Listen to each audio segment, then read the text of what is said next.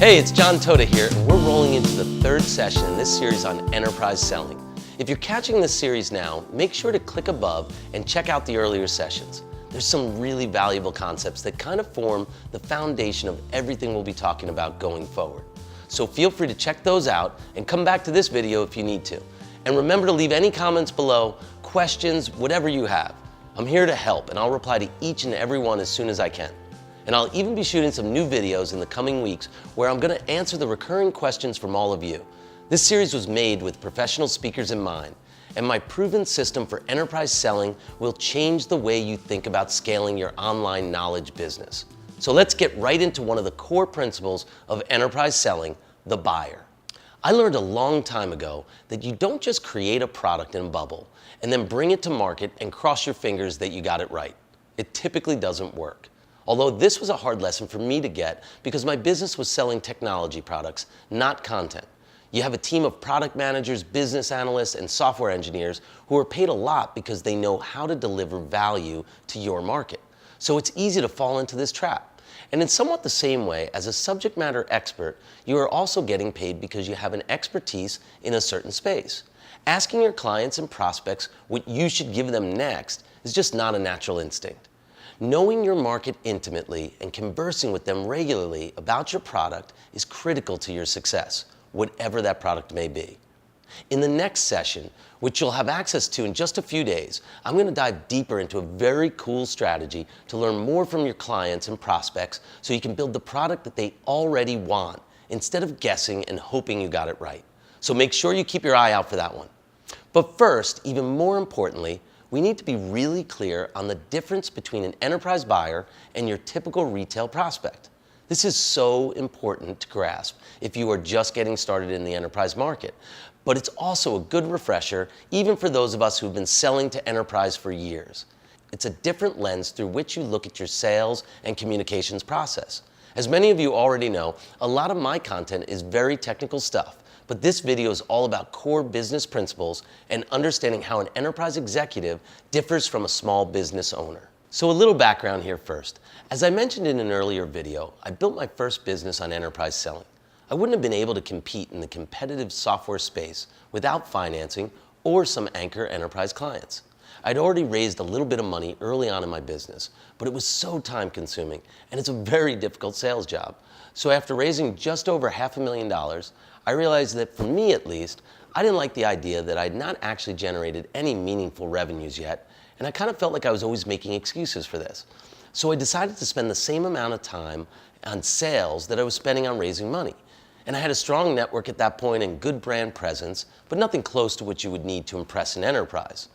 And that's when the very first iteration of my enterprise selling program was put into practice. So these strategies and the resources I'm sharing with you now are actually very similar to the original blueprint I followed to build a successful multi-million-dollar software company running systems for huge clients like Bank of America, United Health, AARP, and Lincoln Financial. Then I went on to teach these same concepts to our top content providers, and they're all doing it as well. And some of them have gone on to create even greater successes and bigger numbers than even we have. So this system works, and you can implement it too. But it begins with understanding the enterprise buyer. Here's what my experience is. There's three core concerns in a buyer's mind, whether they're enterprise or retail, big or small. It's need, cost, and timing. Think about that. In any selling situation, you first have to communicate the business case that establishes a relatable need that you can satisfy.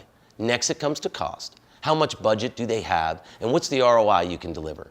And timing is one part knowing when to make the sale, and the other part creating a sense of urgency to buy. So need, cost, and timing are there in any selling situation, but the way your buyer looks at these concerns is dependent on who they are and the constraints they've got to work with. A retail prospect is typically a small business owner or a high-ranking executive at a small to medium-sized company. You can easily create a persuasive need and relate it to them specifically. After all, you're an entrepreneur as well. We get each other. You understand the pain points, and your online course gives your prospect a shot at resolving them within a reasonable cost. And that cost is fairly easy to get approved, but it is coming right out of that small business owner's pocket, so there's some emotional attachment to those dollars. And timing in the small business world is typically ASAP. Get me results yesterday and I'll be happy. And they just need to generate meaningful revenue and earnings fast. And if your content can help, then they'll give it a shot. Now in the enterprise world, this is so different. First, you don't present the need to them. They request it from you. In fact, enterprises have an acronym for this that many of us have heard far too many times, and it strikes fear into all of us, the RFP, or a request for proposal. This is short for, we get paid to know what we want, and your sales job is to either check the box or not. There's very little creativity allowed here. See, the deal is you can't really convince an enterprise manager or executive that your content is the one thing that will increase their revenues and earnings. Every vendor wishes they could make that case, but we can rarely take full credit for any increase in productivity. Trust me, there's a lot of vendors lined up with their hands out when numbers are up, and each one of us is claiming it's all because of me. At the end of the day, what motivates an enterprise manager or an executive most is advancing their career. If they can show they make an impact spending their budget wisely, they're on the right track. And when they make too many wrong calls, that track doesn't look so good anymore. So understand they can be a little risk averse because their livelihood is on the line if too many vendors fail them. Align your sales approach with this motivation, unique to an enterprise buyer, and you'll create a much stronger connection. And then there's cost. In most cases, a home office executive at a large company has little to no emotional attachment to the actual dollars. It's not really their money after all. Not in the way it would be for a small business owner, of course. They have a budget and they've got to spend it. In fact, if they don't use it, they lose it. So in some ways, reducing your price for them doesn't really help them at all. You may even be helping them to spend less money next year. And that's not the ideal goal for any of us, is it? And finally, timing. Enterprise buyers typically follow a purchasing cycle. You need to know when budget season is and when it's closing, because it doesn't matter how awesome your product is or perfectly suited to their needs. If the budget is already allocated somewhere else, it's not coming to you. But time it right and be the one vendor in front of that enterprise buyer at the appropriate time, and they'll give you a serious look. This is where a strategy of cascading pilots comes into play, and it will make an awesome impact in this area of your business. Field champions and cascading pilots are two strategies I adopted years ago to support my own enterprise selling, and it changed my business. We'll dive deep into these concepts in later sessions.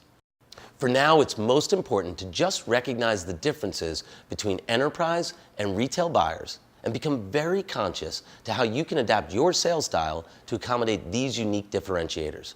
Check out the worksheet below that will help you with this process and offer some great best practices to keep in mind as we move into the next session and we start actively engaging these enterprise buyers.